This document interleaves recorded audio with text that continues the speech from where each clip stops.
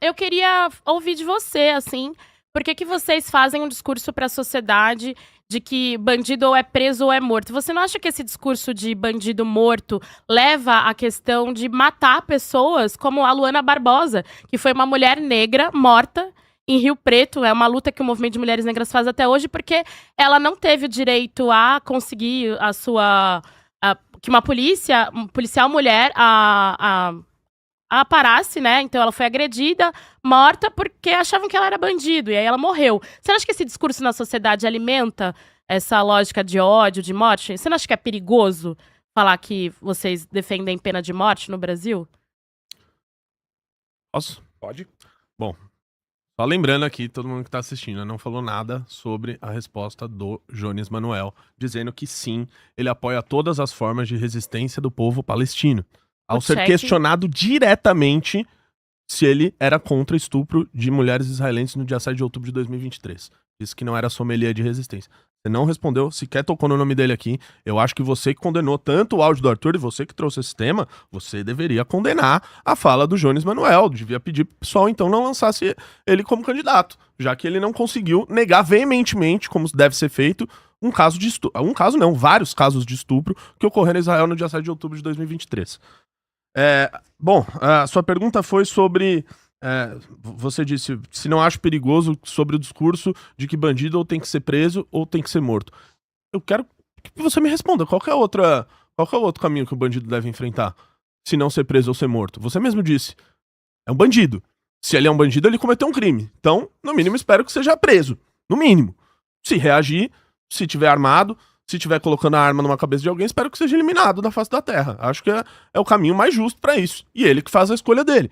Ele que decide por livre e espontânea vontade sobre portar uma arma e colocar na cabeça de um cidadão que não fez absolutamente nada com ele. Eu quero entender qual que é o terceiro caminho, além de prender ou de eliminar bandidos. Você falou sobre isso, né? Você disse, se esse discurso incentiva a morte de não sei quem.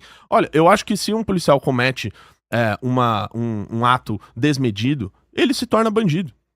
Se ele mata uma pessoa inocente, ele acaba se tornando bandido.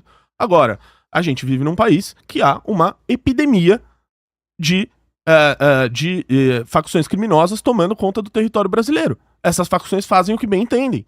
Matam, roubam, estupram mulheres. É sobre isso que a gente precisa falar. É sobre os 40 mil mortos, 40 mil homicídios que a gente tem no Brasil no ano. É sobre 30% do nosso território estar dominado pelas facções criminosas. Esse é o principal tema.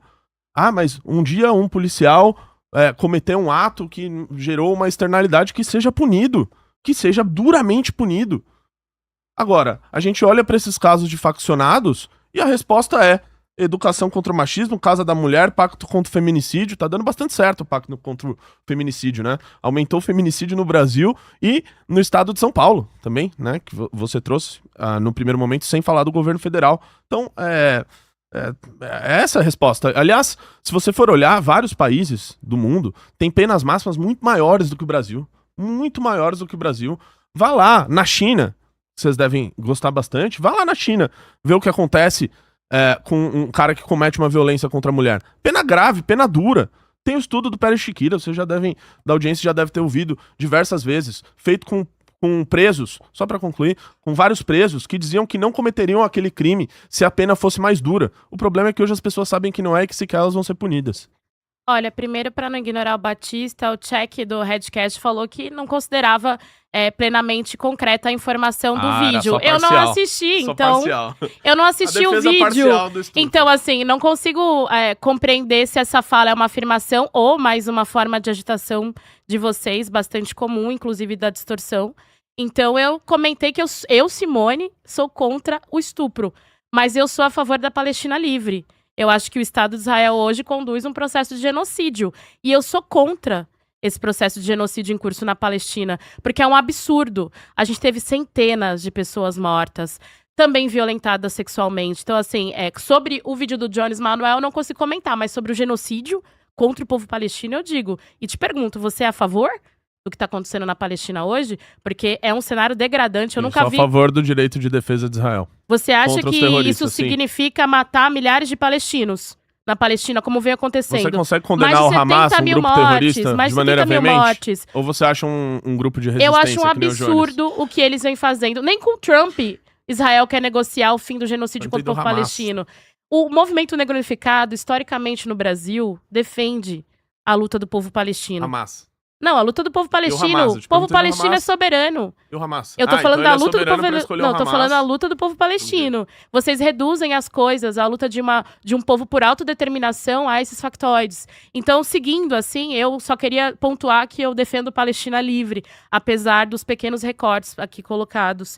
E aí, com relação a essa questão, eu acho que é um péssimo discurso para parlamentares ou futuro parlamentares, como você deseja ser, ou um candidato à presidência, não debater os temas que de fato resolvem a segurança pública. Eu acho que quando a gente fala de bandido é bom, preso ou morto, a gente ignora um fato concreto na história do Brasil. Qual o terceiro caminho?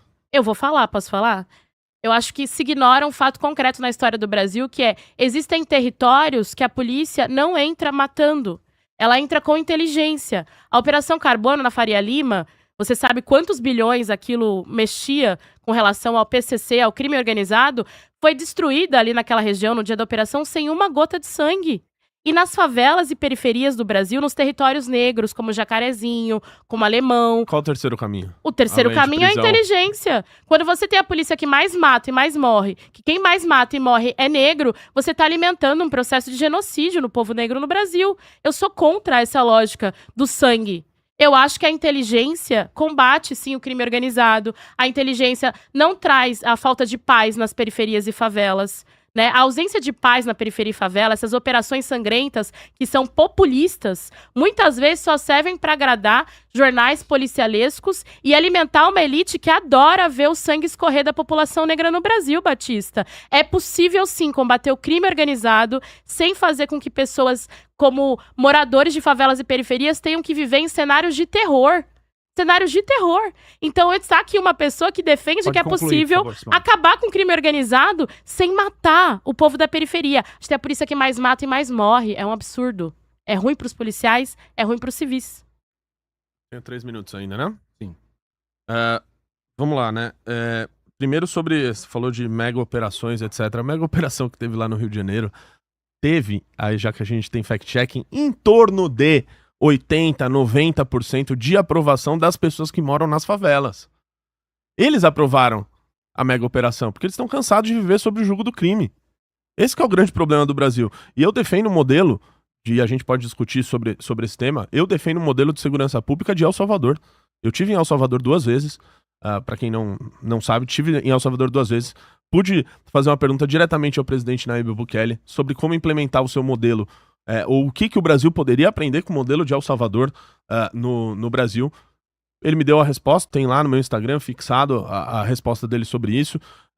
Estive outra vez em El Salvador aprendendo com o ministro da Segurança, ministro da Defesa, com o ministro do Turismo, ministra do Turismo. Hoje El Salvador é o país que mais cresceu o turismo proporcionalmente no mundo. Isso não necessariamente por políticas de turismo, isso foram por políticas de segurança. Porque existe um negócio que se chama o custo do crime. O crime organizado, a falta de segurança pública, faz com que diversos setores da economia não consigam florescer normalmente. O setor de turismo é um desses. As pessoas ficam com medo de sair nas ruas. Isso parou de acontecer em El Salvador. Por quê? El Salvador simplesmente encarcerou uma grande bagatela de vagabundo que ameaçava a população, que dominava território. 80% do território de El Salvador era dominado pelo crime organizado. As pessoas não poderiam ir e vir livremente, que é o direito mais básico de todos. Então, se você não tem segurança, você não tem liberdade, você não tem qualquer mínimo direito de absolutamente nada. Isso foi feito em El Salvador, tem um modelo aí muito claro. Vários outros países foram na linha de ir pra cima do crime organizado, de não ter peninha, de não fazer igual o PSOL que vota contra aumentar a pena pra crime hediondo, de punir quem comete crime, de fazer com que uma pessoa tenha medo de cometer um crime porque ela sabe que ela vai ser pega e vai ser punida duramente, que ela sabe que ela vai acabar numa prisão parecida como o Secote lá em El Salvador, que eu defino que tem um aqui no estado de São Paulo. Acho que tá faltando. Até porque, se a gente for olhar para os números de segurança pública do estado de São Paulo e do Brasil em geral, tá? A maioria dos homicídios no Brasil, eles não são solucionados. você não consegue achar a pessoa que cometeu o crime, o homicídio, que matou uma pessoa e colocá-la na cadeia. Os crimes não são solucionados. Se você levar essa estatística para roubo, furto, isso vai para 90%, 80%, algo em torno disso. Ou seja, como que a gente vai falar, como você defende, uma política de desencarceramento em um país que não consegue punir os autores dos crimes que já existem, fora daqueles que não são notificados? Ou seja, esse papo de que há um terceiro caminho pro bandido, além de prisão ou morte, e de que esse caminho seria inteligência, desculpa, isso é um papinho furado. Até porque, se você faz uma operação de inteligência, você acaba por prender o vagabundo criminoso. E se ele resistir, que se mate.